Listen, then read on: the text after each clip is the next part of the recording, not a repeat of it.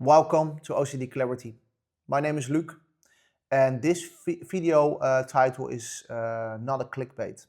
The best year to have OCD or generalized anxiety disorder in the severe form, in the most common form, is 2026, guys. And it is the honest story. So if we go back, say, 20 years ago,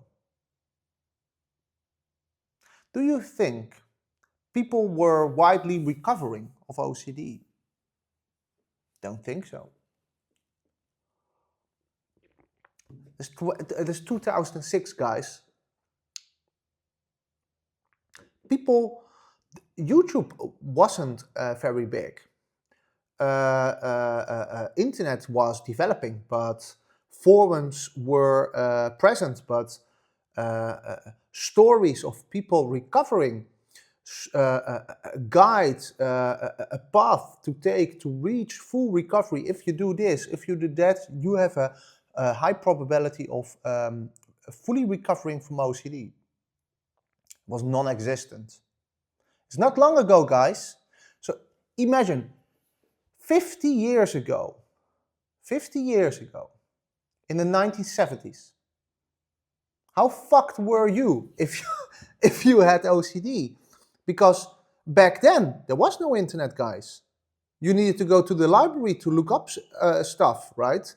So and if you go to the library and or check for yourself, check the books written in the 90s, 70s, 60s, or 50s about OCD. Almost non-existent. So, and if we go further and further and further, OCD was present 200 years ago. Then they thought you were a witch. Because OCD is so convincing. It can convince you that you are a very horrible person, or that you have examples POCD, right? If you were so scared to talk about it, and there was a very big stigma on it, and still is, then how would your life look like, right? Very bad, very bad. If you couldn't find anyone who could explain you what condition you had, I can't imagine how many people suffered their whole lives with a severe anxiety, severe depressed states, severe OCD, because they couldn't get the right information. They couldn't get any information about the condition they were having. So they were they had severe feelings of anxiety, depression, guilt, and no one could explain them what they have or a path to recovery. And let's take my story, for instance. Back in 2019, 7 years ago, right? I was struck by severe generalized anxiety disorder, OCD, and my OCD latched on to sensory motor OCD, harm OCD, health OCD, POCD, contamination OCD. But the first one that latched sensory motor OCD, it was crazy for me. I thought if I could conquer this thing, it all would be over. But nothing was further from the truth. But the thing was, I couldn't find anyone in 2019, and I'm very good with computers and YouTube and all those things. Always been a little bit of a PC nerd. I couldn't find anyone who could tell me how to recover. I only found some vague videos of people who magically got better from sensory motor OCD, but the only thing I could find were people who are very stuck with breathing OCD, blinking OCD, heartbeat OCD, bladder OCD, all the automated body processes. My ears were ringing like it was crazy. So I felt intense hopeless. I went to the doctor, to enormous a lot of specialists, and no one formally diagnosed me with OCD. I needed to find out by myself. And I came across some people, and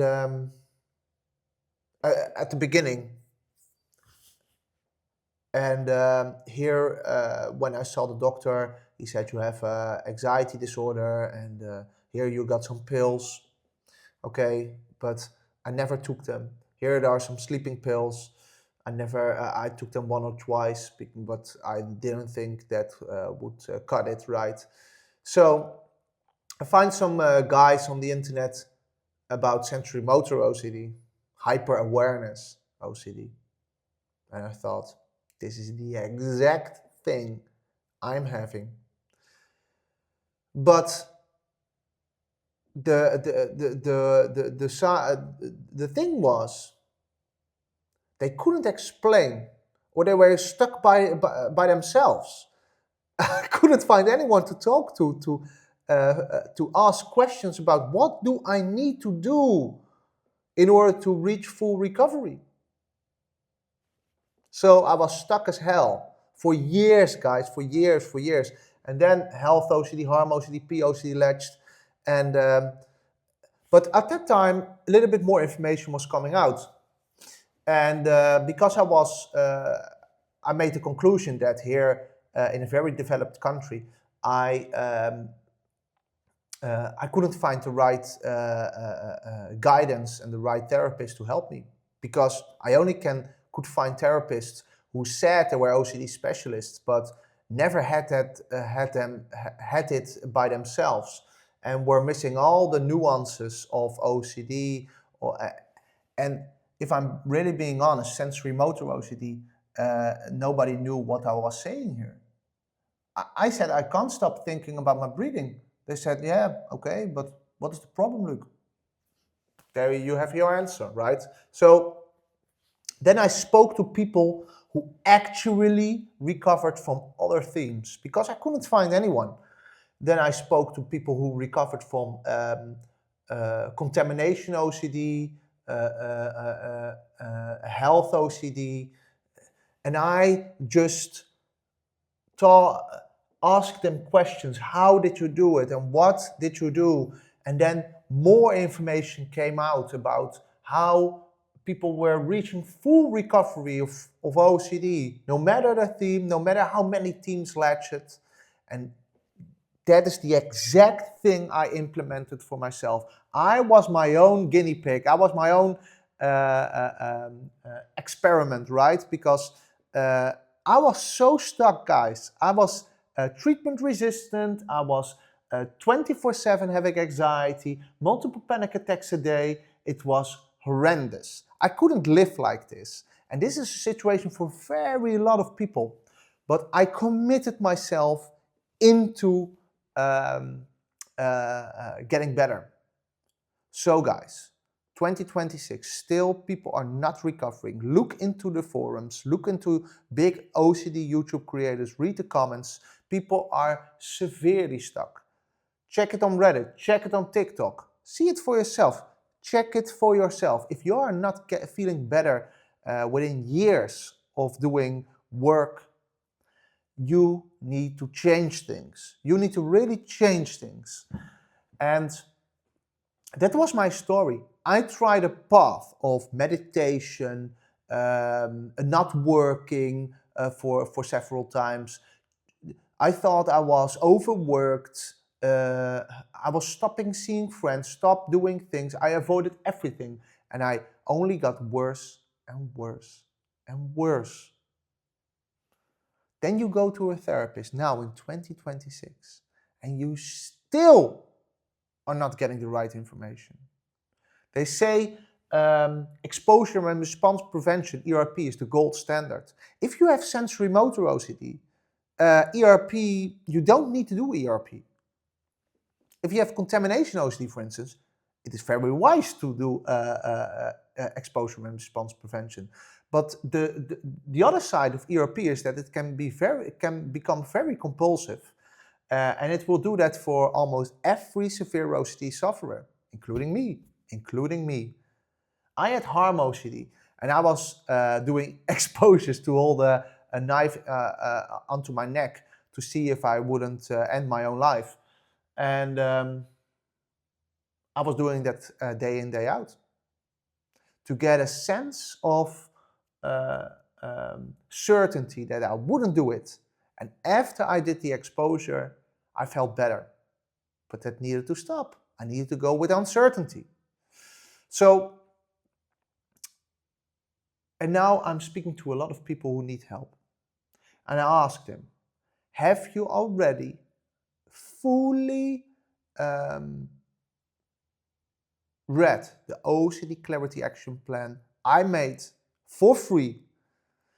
And a lot of people read the first part, the second part, but didn't do anything to educate themselves. The first steps, right? Educate yourself about OCD, anxiety, get to know your own obsessions, your own compulsions, having a good life structure, doing exposures if that's necessary for your theme.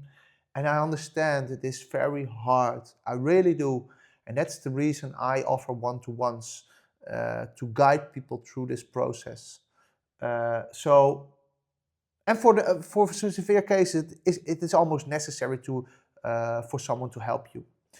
But with the right information, with the right path. But the point I want to make is this. How lucky are you that you can find people who are recovering? That you can find the OCD Clarity Action Plan. Not because I made it. It's free for everyone. It's free. You can download it. It's free. But the OCD Clarity Action Plan was the thing I couldn't find when I was so stuck. And that was the exact thing I wanted. I wanted someone who was recovered of multiple OCD themes and really is in a very good spot. I'm 100% recovered. I no longer have panic attacks, severe anxiety, OCD intrusiveness is not present. I don't have almost non-intrusive thoughts, and if I have one or twice a month, it doesn't bother me, it can't latch, because I'm not scared of my OCD, I'm not scared of my worst case scenario, I'm not scared of all the things OCD and anxiety brings. No problem at all. And I just can't